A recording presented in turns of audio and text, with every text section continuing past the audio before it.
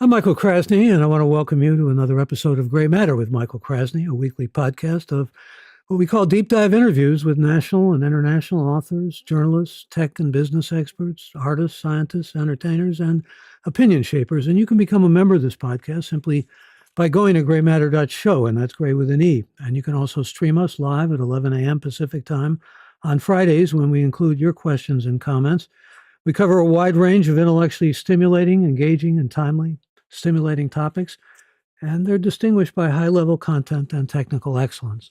Our guest this episode is Ethan Elkind, who directs the Climate Change and Business Research Initiative at both UC Berkeley School of Law and UCLA School of Law, and he holds professorship appointments at both law schools. Also directs the Climate Program Center for Law, Energy, and the Environment, and is author of a book called Railtown. It's on the history of the Los Angeles rail system.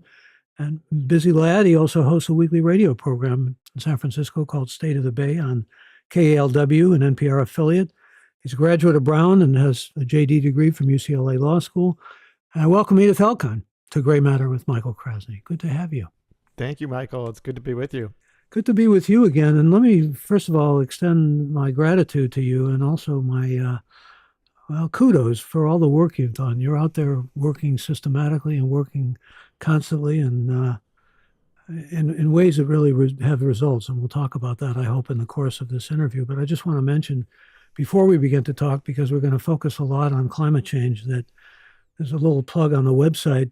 You can go to some previous interviews on climate change, one going back with Bill McKibben, who's famous in the world of climate change, number 9 of our website, and Molly Kawahata, who is climate advisor to the Obama administration. That's number 29. And Dr. Christine Dahl, number 69, who is a senior climate scientist with the Union of Concerned Scientists. But now we have Ethan Elkind, and I'm really, again, delighted to have him with us because he's got an extraordinary amount of knowledge to share with us. And if you have questions for him about climate change or anything else that we bring up with the environment, we welcome your involvement in the program and encourage you to join us.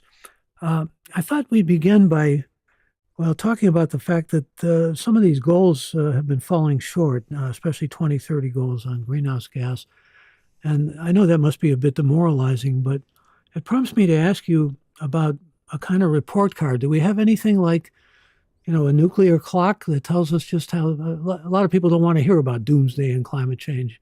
In fact, they'll turn the channel when they hear those things go together. But do we have a sense, at least measuring where we are now and where we need to be?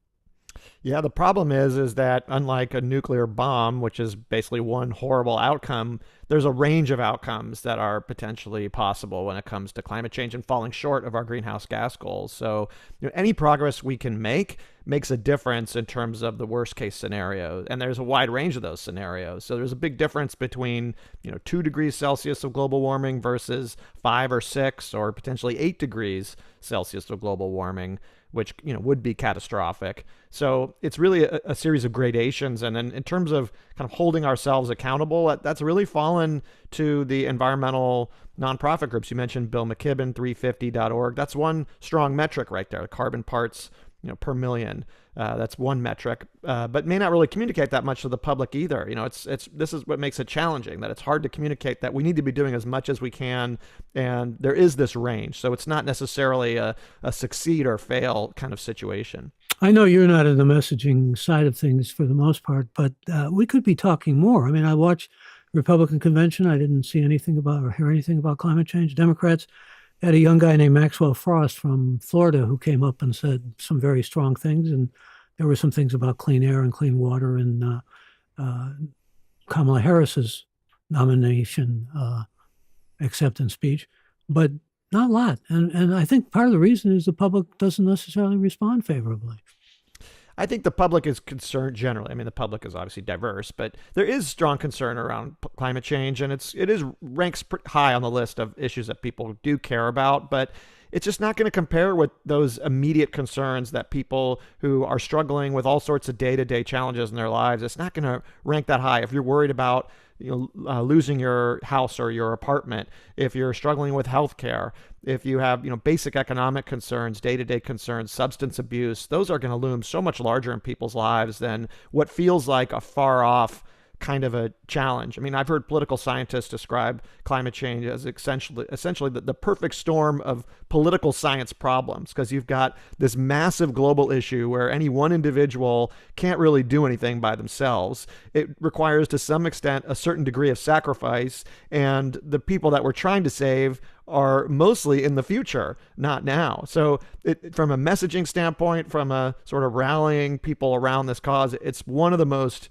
challenging, if not the most type of challenging issues to work on. And I think the ways around that are really focusing on the immediate benefits that people will receive if we can achieve some of our climate goals. And so that's really what we've been trying to focus on. How will it make people's lives better in the here and now? How will it provide them jobs? How will it save them money? How will it clean their air? The things that are tangible and real and immediate to people. Yeah, that has to come across. And also the work that you've done, I mean, things actually can be accomplished, and people need to know those kinds of things and how they can be accomplished. Let's talk about environmental law and climate change, because you've made some real strides.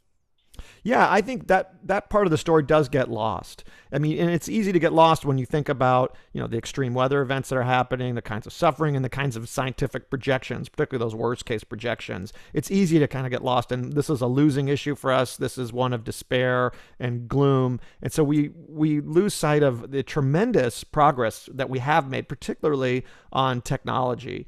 And I can cite a couple of those. I mean, the big one to me is battery technology. That has progressed so dramatically. We've seen 90% and more cost reductions in these lithium-ion batteries that go into electric vehicles. And the projections going forward are that we're just going to see continued innovation, which means, just from a personal standpoint, when we think about trucks or our own, passenger vehicles, shuttles, et cetera, that can benefit from turning to electric propulsion and relying on these batteries, it means much cheaper vehicles that can go much greater distance. When we think about how those batteries then can add to the electricity grid, because the other big innovation is the incredible decrease in solar panel costs, wind turbine costs coming down. So we're getting cheaper, low cost, zero carbon power. But we know that kind of power isn't very reliable. That's where batteries come in. They can store that power and allow us to operate a grid when we need it, when we need the lights on, when the power demand is there. We can store that energy through with batteries. So I think those two technologies, and there's a whole host of others, but those are really, in my mind, the big ones: the renewable energy progress and the battery progress. It's unlocked a whole kind of host of innovation, and really enabled us to imagine that we can achieve a low or zero carbon economy and not sacrifice anything. We still have the appliances and the lifestyles that we want, but we can do so in a lower carbon way. And I don't mean to imply that it's completely without sacrifice, but this is actually achievable without grinding our economy to a halt. Well, and we're moving forward with more electric cars, but that necessitates minerals and other kinds of things that make a carbon imprint. Yeah, that's a big part of the discussion. We call them transition minerals, because we're operating from a world where oil and gas production is dominant, and that's a global enterprise with incredible environmental impacts, negative environmental impacts. I mean, I think that's obvious to pretty much everyone. You think about the oil spills, you think about the oil rigs, you think about the pipelines that break. And what we're needing to do now is transition to minerals that will supply those batteries. So that's lithium, that's in some cases cobalt, that's graphite. I mean, there's a whole kind of laundry list of these minerals. One thing I'll say to put this in some context is that the amount of minerals we need and the amount of mining that we need, even in the sort of best case low carbon, mid-century economy, is a fraction of the amount of oil and gas production that's happening now. And those minerals will enable the decommissioning of that really harmful oil and gas infrastructure. So that's one important context. But it does mean that we need to be careful about how we do the mining going forward, making sure it doesn't go to those countries with the least protections for human rights, for workers, for local environmental impacts. And it's something that we're working on at our center. We're working with advocates all over the world on this issue. There's a lot of mining reform going on, isn't there? I mean, from the government. Yeah. Well, we need more. We need a lot more mining reform. Even in the United States, our mining law dates back to the Ulysses S. Grant administration. It has not been updated. in badly needed reform. But we do have better protections here in the United States than in many other mineral producing countries around the world. But there's more attention, I would say, to the need for mining reform. And I think this is actually an opportunity because it's not like mining is just invented, recently with the need to transition our economy. Mining has been going on for thousands of years, and it's always had, local environmental impacts, and there's been abuses associated with for a long time. So the hope is that this opportunity now creates a window for change, long overdue, needed change in the mining sector, and finally do it in a much more responsible way that includes community buy-in, community participation, community benefits, and isn't just, more excuse for business as usual. We're going to go to some of your questions momentarily. We're talking with Ethan Elkind. And again, as I said before, we do want to hear from you. What about this word lifestyle? Susan Sontag said a long time ago, should be retired, the word itself, because, you want to have a life rather than a lifestyle. But people have to change. And there's a lot of resistance still. There's a lot of, I don't even mean necessarily climate deniers. Like you say, it's not in the present. So it seems remote from people's lives, and they don't like to hear about the doom and gloom and so forth. How do we get people off their butts? Yeah, well, I think a lot of it doesn't require actually much change or much sacrifice for that matter. I mean, when we think about the electricity grid, which is, maybe a quarter, sometimes a third of emissions in a lot of places, most people don't really know where their electricity is coming from. If we transition those to low cost, zero carbon sources, that's no change for them. Electricity is still flowing. And in fact, maybe we can build an even more resilient electricity grid because we can have more distributed renewable energy that's, not just having a central power plant powered by natural gas or coal. So that kind of change is invisible. But there are other changes that will require, or other policy needs that will require some lifestyle changes. But I think a lot of these are for the better. And I can give you one big example, which is how we build our communities. Because for so long, we've been building our communities around the car. I remember one of my professors of land use in law school made a comment that, if an alien came down to visit us in, suburban, let's say California community, they would think that the species is not humans, it's actually cars, that we've arranged everything so that cars are as well treated as possible. They have their own indoor places. I mean, we have a homelessness problem, but we don't even seem to have that problem for cars. We have nice places for cars to sleep, but not for people, unfortunately. So if we can reorient our neighborhoods around, more convenient, walkable, transit-friendly layouts, giving people the opportunity to not have to get in their car for every last errand that they have to run. And it's especially important for people who can't afford a vehicle, can't drive for any reason. And this also simultaneously addresses the housing shortage that so many of our high opportunity cities are suffering from right now. We can build more housing, but do so in a way that's more convenient for people, more compact development, where their heating and air conditioning bills aren't as high, their commutes aren't as long. So that's an example of lifestyle. I know maybe we don't want to use that word, a change in how we live that I think brings a huge amount of additional benefits beyond the climate benefits of reducing emissions from transportation, from electricity, water, if we're in houses that require a lot of irrigation and heating, etc. So I think that's an example where it's not sacrifice, but it's change. Speaking of water, I was just reading about this desalination in southern Spain. I mean, they've got all the water they need, and they're pretty positive that it's going to continue that way. And it's extraordinarily optimistic in terms of what they're able to do. Of course, it's also very expensive. Yeah, and the problem with desalination is that it takes a lot of energy to essentially get that salt out of the water. So I think water is maybe analogous to energy in a lot of ways. We want to be as efficient as possible with it, and so thinking about water, a little less of the focus that I work on. We've got a water program at CLE headed by my colleague Mike Kaparsky, who's done a lot of great work on this. But we want to make sure we're being efficient with the water. We're limiting our outdoor irrigation needs. We're being smart about our agricultural production. California is kind of famous for growing really water-intensive crops that make a lot of money for farmers, but really not well suited for our water situation. But then, of course, we also want to recycle our water. Anything else beyond that, any additional supplies, that's where desalination can be really important. So water, I think, energy have a lot of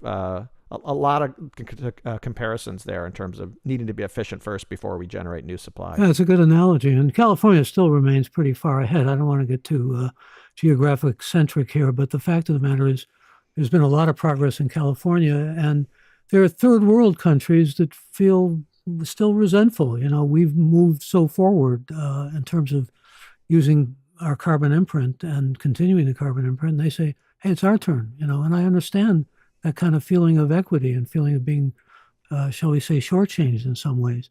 That's Yeah. that's one of the biggest challenges of all, isn't it? Yeah, I mean, this is a big dynamic, particularly when we get into these international negotiations around climate. So the UN, every November, December, there's the conference of parties, these big the UN climate conference that goes on, and this is the common refrain.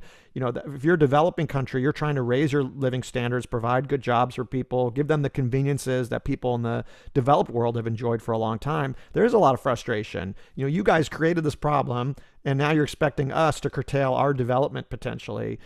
So that equity issue definitely, gets raised a lot in the international context. But it's even worse than just a few countries have created the problem. It's actually there's a few people within a few countries that are the real high emitters.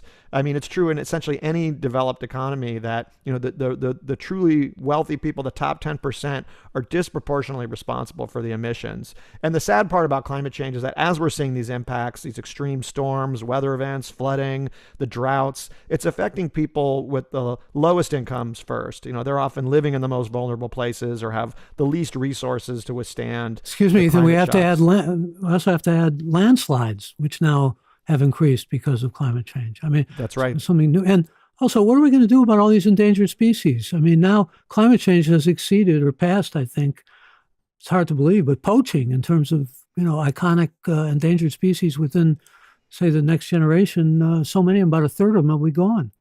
This is one of the arguments for really taking this issue seriously as possible. We're living through a great die-off, a great extinction right now, and we need nature. Nature is actually one of the best carbon sinks out there. And as we think about trying to meet our climate goals, there is a recognition that there are going to be some sectors of our economy where we're just not going to be able to decarbonize anytime soon. Actually, airplanes is one of the issues that I work on, where there is no real, single technology solution that people think are, is truly proved out in terms of being able to replace relying on fossil jet fuel. So we're going to need to bury carbon that we've already burned and emitted into the atmosphere.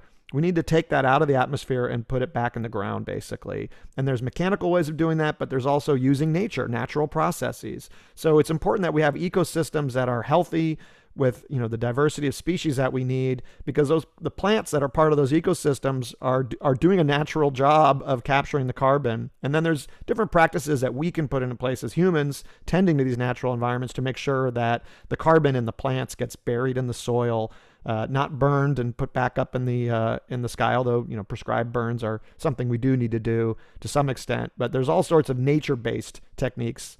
It's called in the climate field, about using nature, harnessing nature to help us undo some of the damage that we've done since the Industrial Revolution and even before that. Well, this is a little outside your bailiwick, but I can't help but want to ask you, when you mention airplanes, do you have any thoughts about the kind of criticism you hear of people who are very strong environmentalists but rely upon airplanes to go just about everywhere?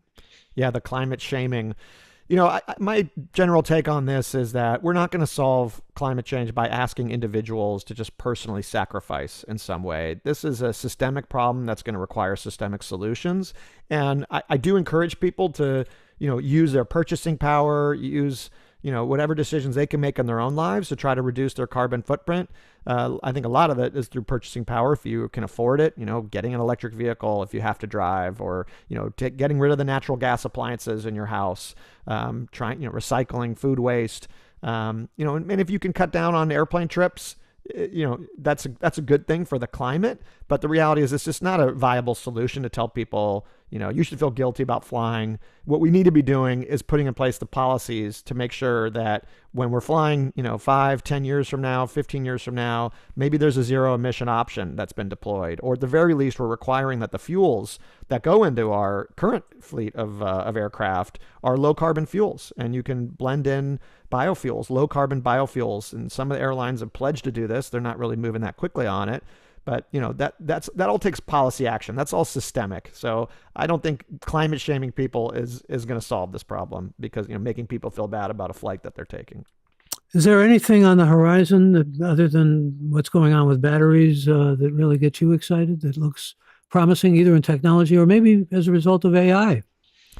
Well, AI in some ways has been bad on the climate front because it's sucking in so much energy for these AI server farms that they're building. Now, maybe there's going to be an upside for AI. I think there's some interesting applications on the climate side, but I think ultimately I'm more interested in the built environment and some of the technologies related to that. So I think some of the technologies around getting rid of natural gas in people's homes is really interesting. Induction cooktops, for example, magnetic induction cooktops, which we got in our home, and I think is a vast improvement over a gas range.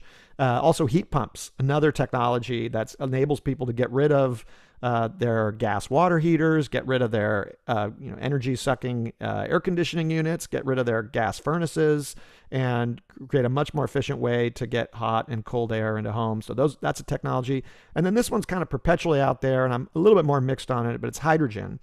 And I say I'm mixed on it because hydrogen right now is created by fossil fuels for the most part. And so people might feel good about using hydrogen like in a hydrogen fuel cell vehicle, but ultimately they're just using natural gas or something worse in a very inefficient way to get to the hydrogen. However, I'm optimistic that we can have some breakthroughs on producing hydrogen from surplus solar and wind energy, so you get to truly zero emission hydrogen. And then there's a lot of applications for that hydrogen. I think actually transportation in some ways is the least of them, but certainly for industrial uses and even for things like aviation, there's a lot of interesting research and deployment going on using hydrogen to fly in a zero emission way in an airplane. I remember when Schwarzenegger was governor, everything was going to be turned to hydrogen somehow.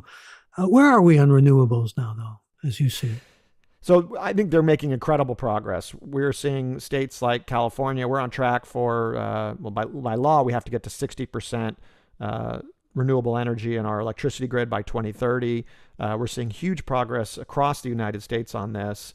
And I think this all goes back to that innovation that I was talking about, where the price has come down so dramatically, and it's become a bipartisan issue now. So, Biden passed the Inflation Reduction Act, which really kind of continued and accelerated some of the support for renewable energy like solar and wind. And it's now in so many states that you see, political leaders from both parties really supportive of it. But the other interesting thing about renewable energy is that we're going to have to overbuild, right? We're going to have to overbuild the amount of solar, amount of wind we have so that we have enough energy on those peak days.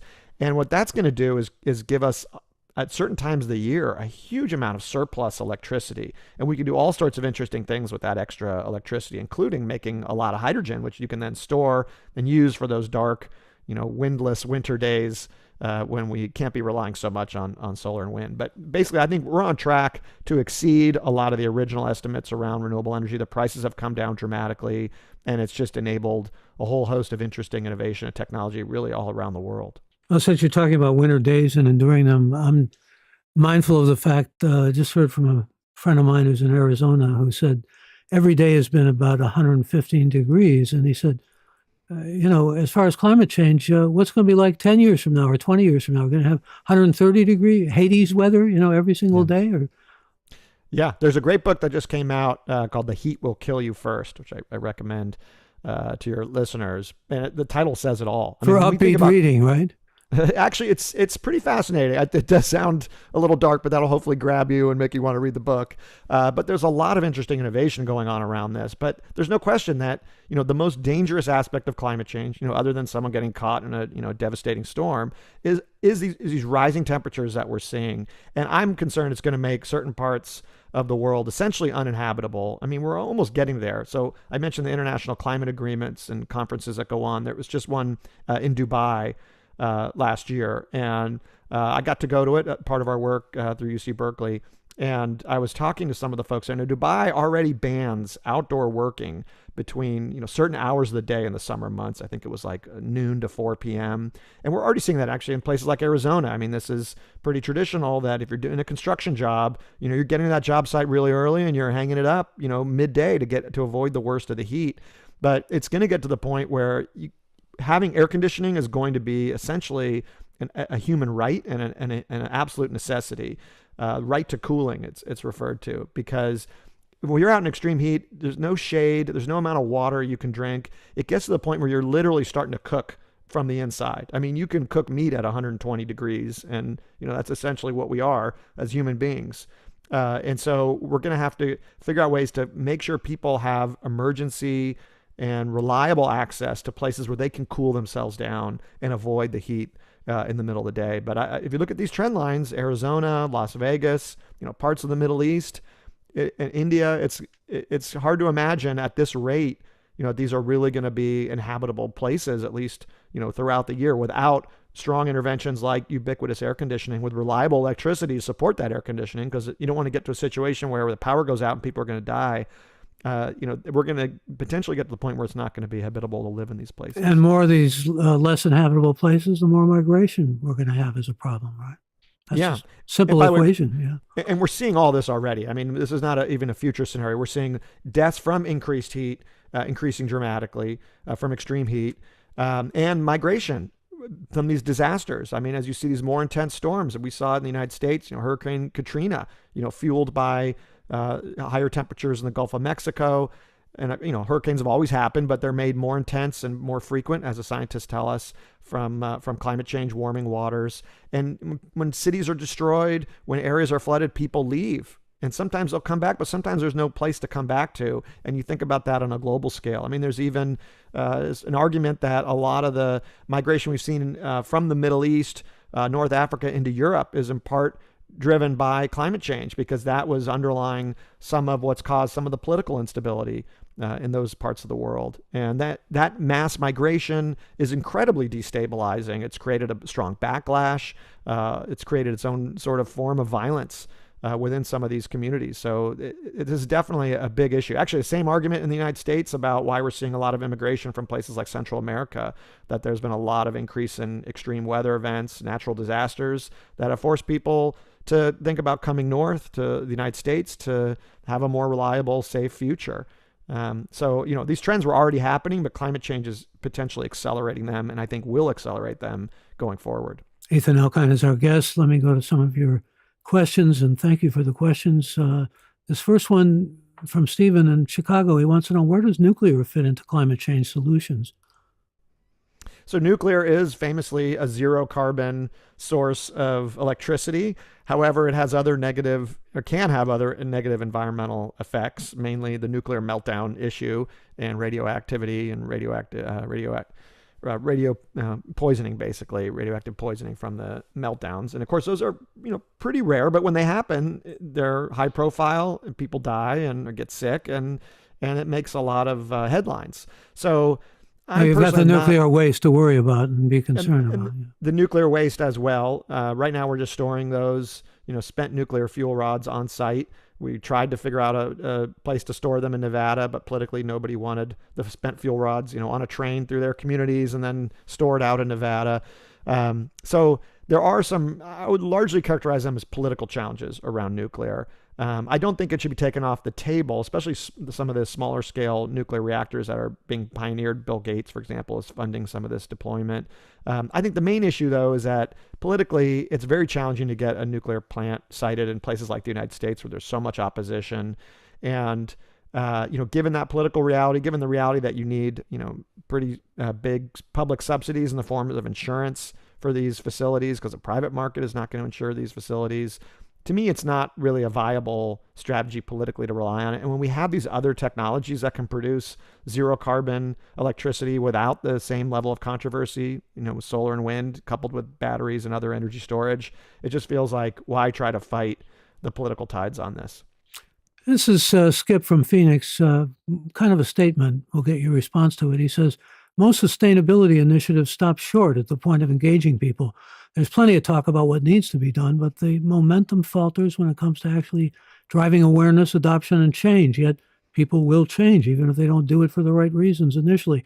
If you can guide them to act for the right reasons and reward them along the way, then you've tapped into a winning opportunity.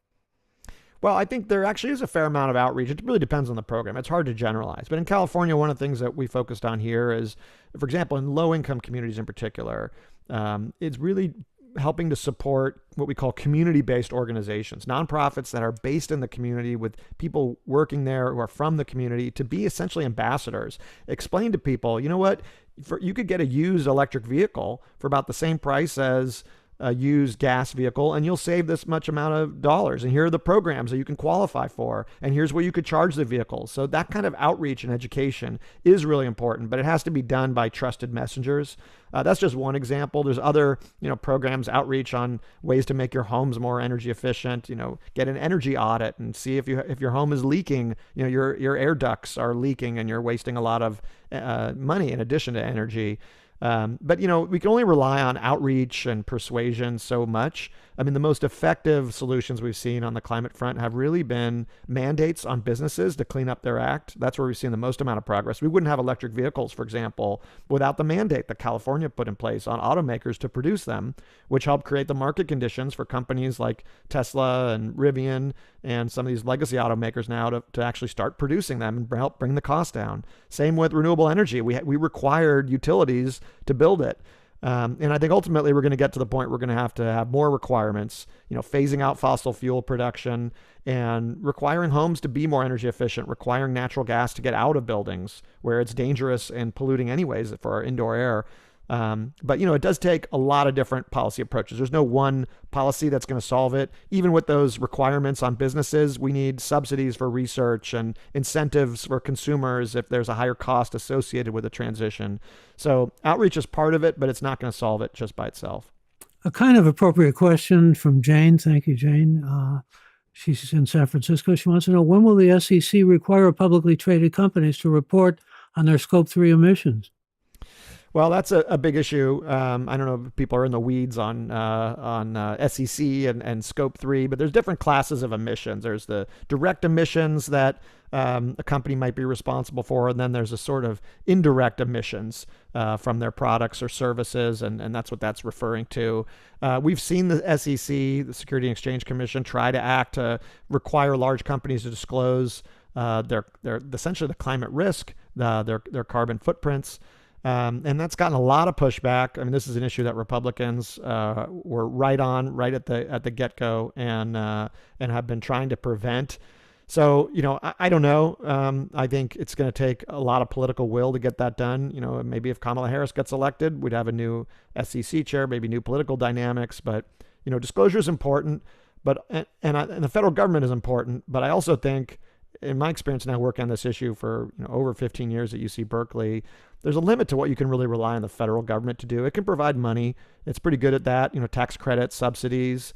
But the federal government, in a way, is sort of the laggard, right? Like, we have a federalist system, and it's the states that, on every big issue that's faced this country, it's the states that have led first. Whether it was Massachusetts and Romney Care kind of laying the foundation for Obamacare, or the civil rights movement, and environmental movement, the states are going to have the political will to get things done and then change the conversation for the rest of the country, provide an example of success that then can inspire the federal government to act. So we certainly need to see federal action. I'm not trying to minimize that, but just from a realistic perspective, it's states like California that have passed a law requiring disclosure of climate risks and climate impacts from different companies, big companies doing business. And that's the kind of thing that forces action, because otherwise waiting for the SEC to act means you might be sitting around for a while, unfortunately. But issues of land use get into all kinds of state versus federal, federal versus state.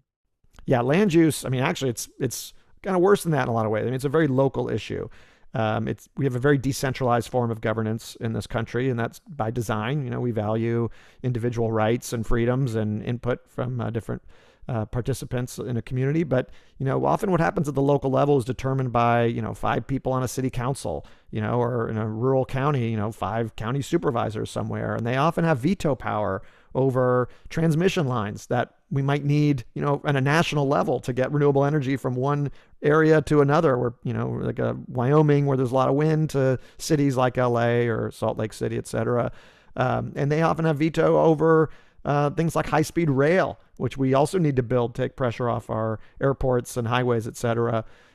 So the land use side is really tricky. We've seen more states now start to intervene and essentially take veto authority away from local governments. We may need the federal government to do something similar on transmission lines, where federal government has authority to permit pipelines for natural gas, but not for things like transmission lines, where we need those transmission lines to unlock a lot of renewable energy in this country. So this gets into the complicated system of governance that we have here, and just the nature of having so many veto points, trying to do things by committee, by consensus. And, maybe in the old days when we weren't dealing with this, the urgent challenges of climate change, we could sort of afford to do that. But at this point, it's urgent that we reduce emissions as much as possible. We've wasted a lot of time. We now have the technologies, and we need to deploy them as rapidly as possible. And that means, cutting out some of these veto points in the process along the way. Yeah, it comes to mind, of course, that the Republicans are trying to make abortion into a state issue and to some extent seem to be succeeding, but that's for another day's discussion. I want to go to some more of our questions, and actually a comment from Dennis in Albany. He says, is there some point where we just acknowledge that regardless source of climate change is simply going to happen and we should look to cope with the impact? Absolutely. I mean, it is happening. We've already seen a certain degree of temperature increase since before the industrial age. We're already seeing impacts. We've already seen some sea level rise, for example, not as much as people had anticipated because we've seen different changes in the ocean responding to that. But there has been, just in the last 100 years, a rise in sea levels. We're seeing these extreme weather events. We're seeing things like, extreme droughts, and then, a whiplash to extreme rainfall events. So we're already dealing with these events, and we're going to continue to deal with them. Even if we shut off, all emissions today, which would also mean we've, ground our economy to a halt or something else calamitous has happened. So it's not, hopefully it's not going to happen. And it's also not feasible to do. Even if that were to happen, we've locked in a certain amount of warming for a number of decades to come, if not more than that. So we know we have to adapt. And the key is to do so in a way where we're protecting the most vulnerable, the people who don't have the resources, the incomes to adapt, and also to try to do so in a way that can help us also accomplish the goal of reducing emissions. So if part of the adaptation is that, we've got to relocate a highway, why don't we think about building a transit line, in that new relocated highway, for example? Or as we're thinking about how we're going to be building new communities to make them more resilient, let's build them in a way where people don't have to drive for everything, or they're closer into where the jobs are located and the services, the grocery stores, so we can reduce transportation emissions in the process. So that's really the key. But absolutely, we need to adapt as much as possible, be as resilient as possible, because the world of climate change is already upon us. Since you mentioned transit, and I mentioned that you wrote a book about the history of Los Angeles rail system, Judy from Denver says, wasn't Los Angeles once a leader in mass transit? Yeah, the whole city was built around streetcars. In fact, that's part of why it's such a big, sprawling city now, that the original real estate developers in LA were the real estate barons. The real estate barons were the ones who originally developed that streetcar network. So they bought up huge swaths of land in LA, which had, great weather, relatively flat, especially once they channelized the LA River there. But then they had a challenge pre-automobile. Why would anyone want to live this far out of, say, downtown LA? So they actually built the transit for people. They built streetcar lines as a way to boost their property values and sell more lots. And so LA was a sort of like spokes on a wheel kind of a city, where the spokes were the privately owned and funded and financed streetcar lines. So it had a great system, but then unfortunately, in a lot of ways, for traffic and air quality and other things, once the automobile was developed, I kind of liken it to like the iPhone of its day. Like, it just took off, and especially in LA, where the weather's great and people were already living pretty far out from their jobs and relying on a streetcar network that they were frustrated with. The streetcars were slow in many cases, and they were jacking up the prices, and then the streetcar operators would go on strike. So they weren't loved by everyone. And once people had access to a car and you could just bypass that streetcar and get where you wanted to go, it took off. What people weren't thinking about was that if everyone makes that choice of driving, you're going to get what we have now, which is gridlock and a lot of air pollution problems. So that was really the tragedy of LA. However, the good news is, if you're a transit fan, is that a lot of those rights of way, those tracks, they're still there in LA. A lot of them built over, but it's kind of fun. You can go on Google Maps if you're a nerd like me, and you can see the lines still there. And in some cases, the LA's transit agency was able to buy up those rights of way. And now we've got the new modern LA system actually using some of those old train track right of way. Are you hopeful on that score that they're going to move more that way? And actually, I am. Well, yes and no. I am, in the sense that LA has the most ambitious and well-funded rail development program in the country, if not the world. The voters there have already voted 4 times to increase sales taxes to fund rail. So they're building out a pretty large network. The problem is twofold. One, it's just the size of LA. with the Paris Olympics, there's been a lot of comparisons to Paris and LA, but Paris is something like, I can't remember the exact stats, but it's like 50 square miles of urban density compared to like 300 in LA. And I may be getting that wrong, but it's something along that order of magnitude. And so, when you have a city that large, a geographic area that large, and worse, you have people going in all different directions, it becomes very hard to build a rail transit network that's going to work for everyone.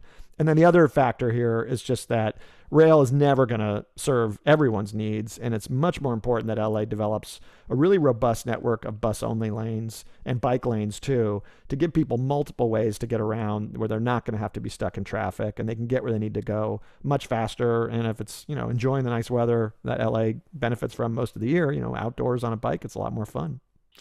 And a question from one of our regular listeners and question submitters, Reed in Santa Rosa, California. How can we inspire the wealthiest population in the world to help fund improvements in climate technology and assist people who can't afford to make the necessary changes? Thank you, Reed.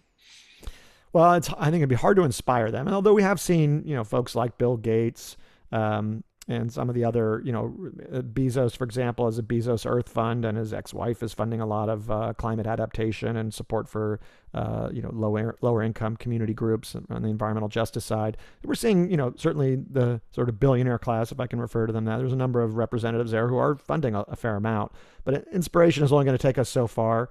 Ultimately, I think if you really want to be able to get their resources dedicated to solutions, you need a different kind of tax policy.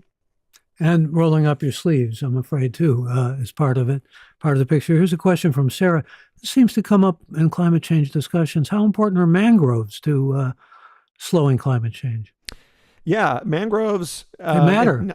Yeah, they do matter. And I should say, not an area that we've, researched, but from my knowledge of this, they've been really important at providing a buffer against sea level rise, against major storm impacts, also important just for ecosystem health.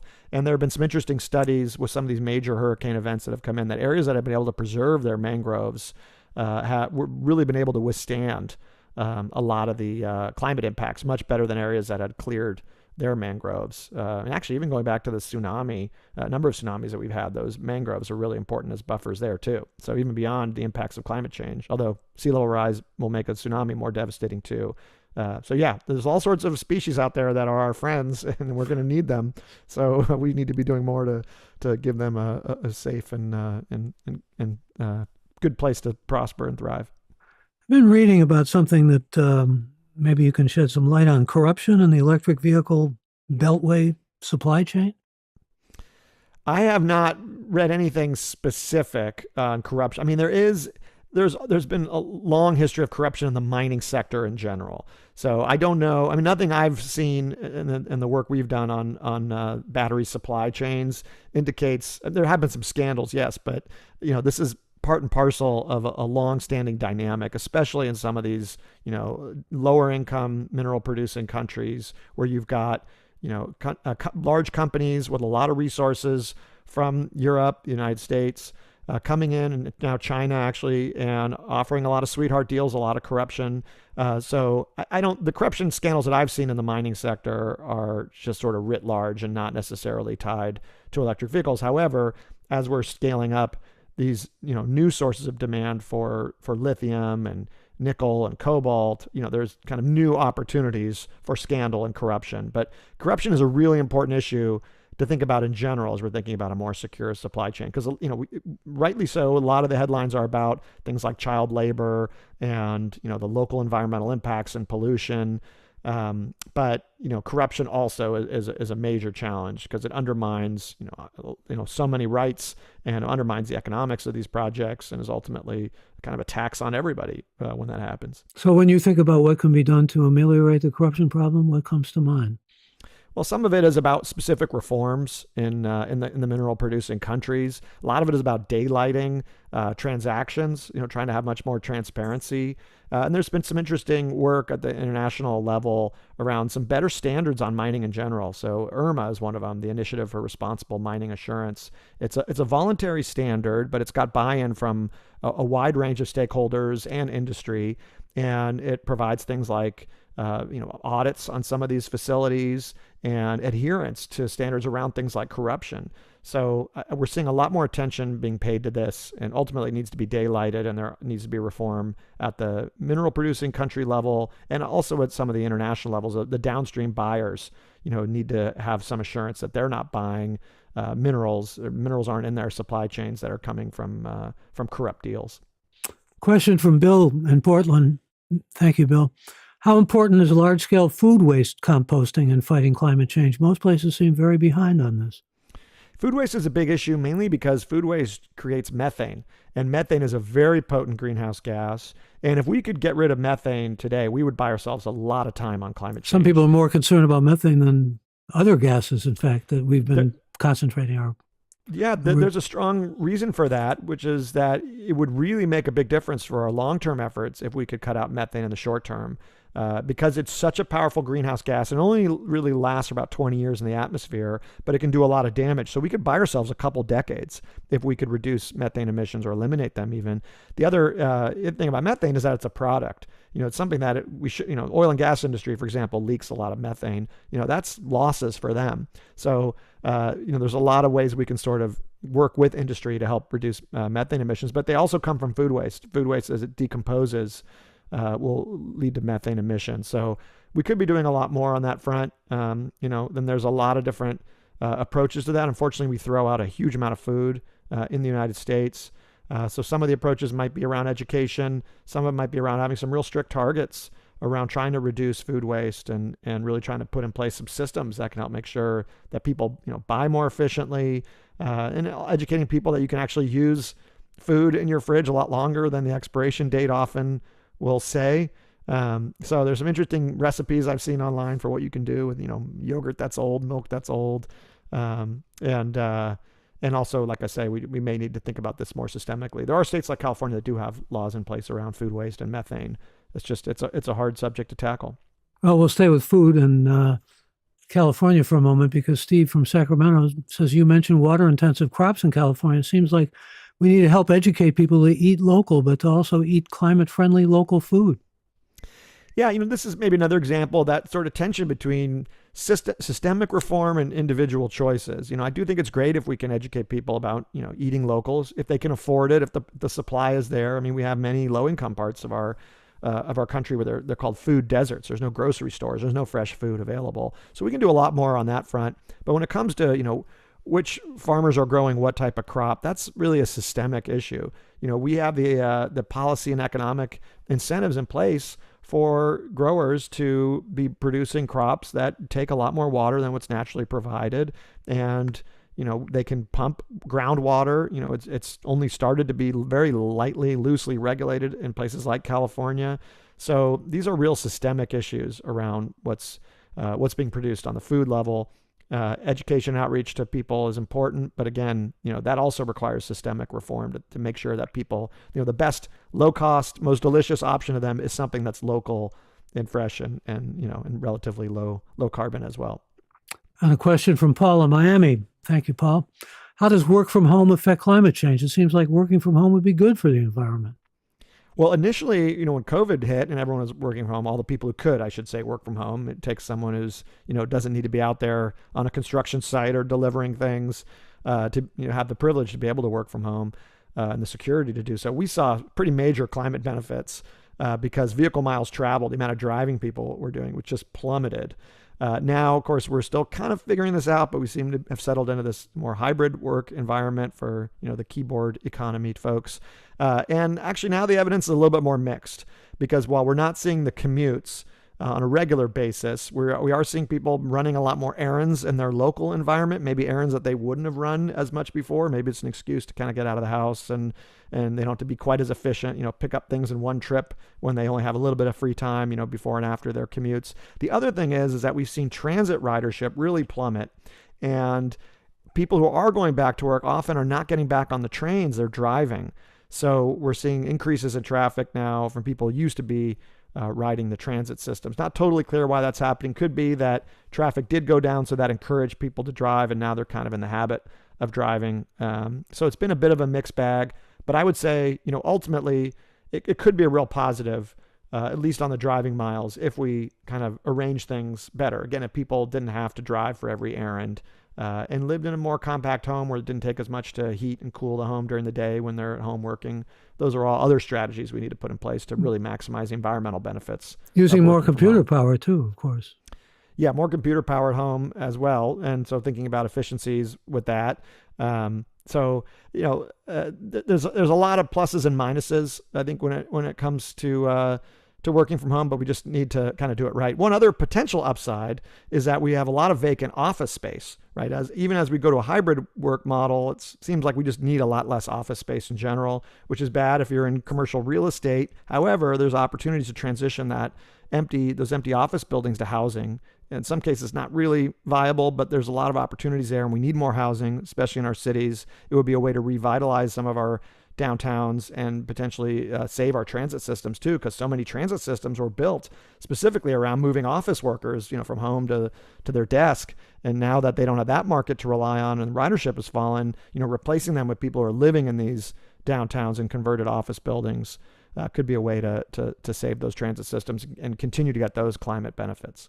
Well, I've alluded to all that you've done on the environmental front, and we've learned an immense amount from you just in this time that we've had with you in terms of climate change. I would be remiss if I didn't ask you about a Native American nonprofit that you co-founded.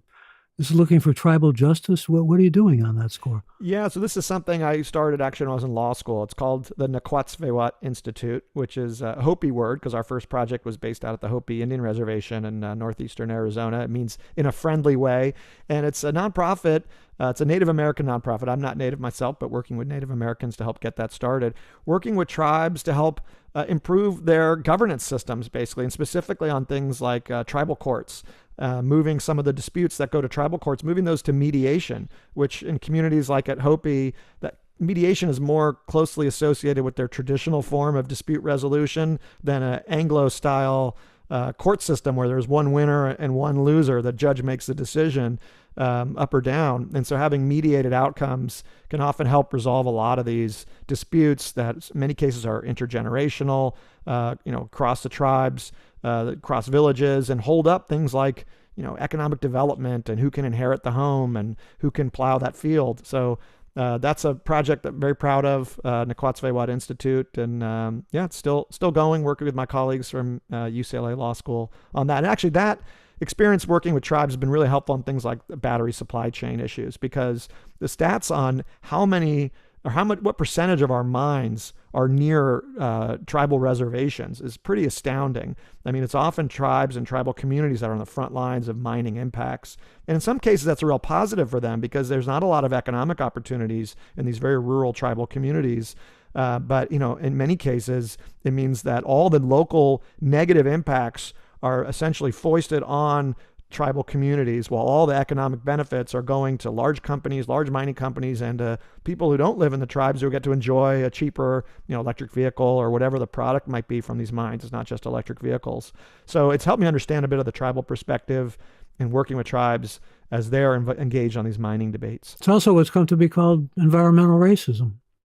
Yeah, environmental racism and environmental injustice, and the counter is environmental justice as a movement. But it's the idea that so much of the brunt of climate change impacts, of just environmental pollution in general, falls on people who are not just low income, but often non-white communities, predominantly non-white communities. And we have a long history of segregation in this country. Even outside of the South, where segregation was enshrined in law, though it was in northern states as well. States like California, we had redlining, where if you were non-white, you wouldn't qualify for a loan to buy a home in neighborhoods that just happen to be the cleanest neighborhoods, and now often are the most climate resilient neighborhoods. Not always, but typically. So the only places available to people who were not white were to buy, next to a highway, next to the port, next to an industrial facility, where they're getting the brunt of that pollution. And so the protections are not in place oftentimes for those communities. And that's really what launched the environmental justice movement, to counter that environmental racism. I don't know if the name Ted Rozak resonates with you. He was a historian, a friend of mine, wrote a famous book called The Making of a Counterculture. He actually gave that name during well, the counterculture's birth and, shall we say, presence in so many things. And he wrote an article about a number of years ago about how difficult it was to do triage in the environment because there's so many issues that really face us and challenge us. If you were talking to, say, a group of young people and they wanted to know where to put their resources and what part of the environmental movement, what would you tell them? Well, I think the most important thing I always tell students is do what you're passionate about. If you really love what you're doing, you're going to do a good job at it. And if you don't love it, it's going to feel like work, and you're probably not going to distinguish yourself and really contribute. So, think about what you're most passionate about, number one, and then try to match that up with what's needed. Where the urgent needs and where your skill set can really make the biggest difference. When we think about what we need to do on climate change, there's a lot of good resources out there that catalog where the emissions are, for example. So that's what you care about. I want to reduce greenhouse gas emissions. You start with those big sectors of transportation, of electricity, and then you can get down to some of the sectors that are going to be really hard to decarbonize, how we think about decarbonizing those. We've got technologies for electric vehicles and solar panels and wind turbines, geothermal, et cetera. But what about industrial sources? So you could put your efforts there, thinking long term. If you care about, the impacts on specific communities, environmental justice, maybe you want to be thinking about how we do a better supply chain for batteries. Or maybe we think about adaptation. Maybe people are passionate about, we know we're locked into climate change and extreme weather to some degree.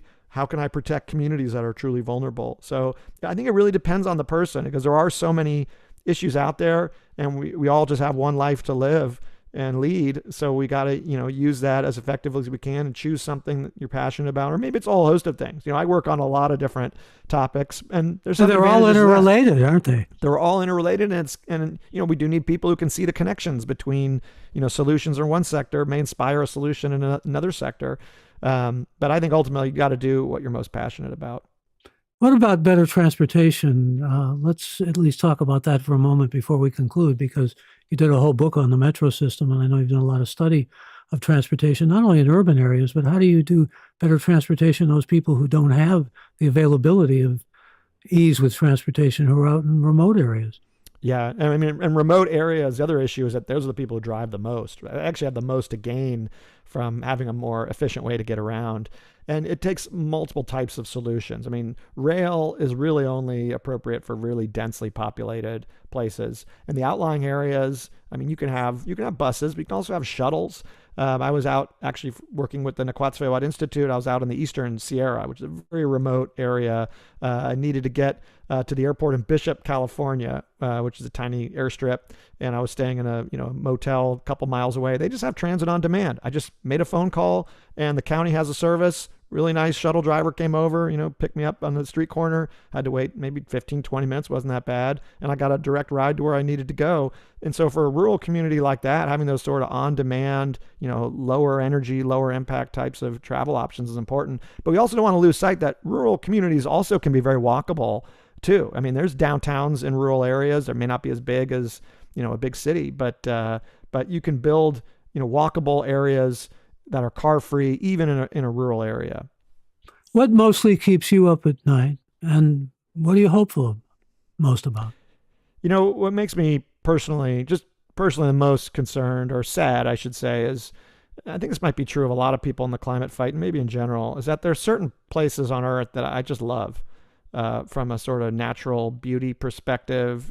Certain places in my neighborhood, places I've traveled to, that are just beautiful spots.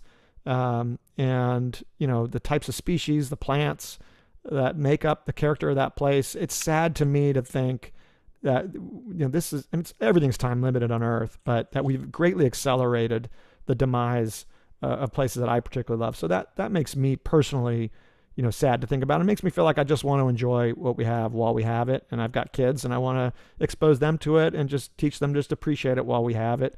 But from a broader perspective, I worry, just to get down to nitty gritty, I worry about things like elections. I worry about backlash to some of the progress we've made.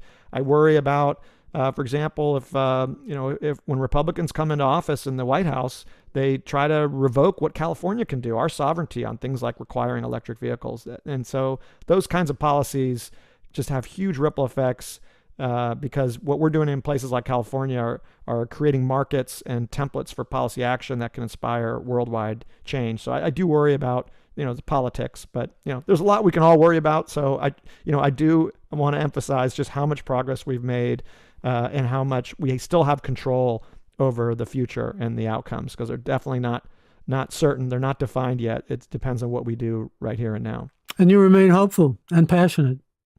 I just try to get the work done. I mean, hope is good if it's going to motivate you in the moment. There's no need to despair. We have a lot of work to do, and people just need to figure out what they are able to achieve in their own lives and capacities. And if they can't do anything, then it's on us, the rest of us who can do something, to try to help as much as we can. Well, you've done a lot, and I certainly am grateful for all that you've provided for us. It's been very enlightening and illuminating to talk to you in every way, and thank you so much for joining us. Thank you so much, Michael. I appreciate it. I want to thank all of you who joined us for this live episode of Gray Matter with Michael Krasny, which you can listen to live every Friday at 11 a.m. Pacific time, or on Apple, Spotify, or on our website at graymatter.show.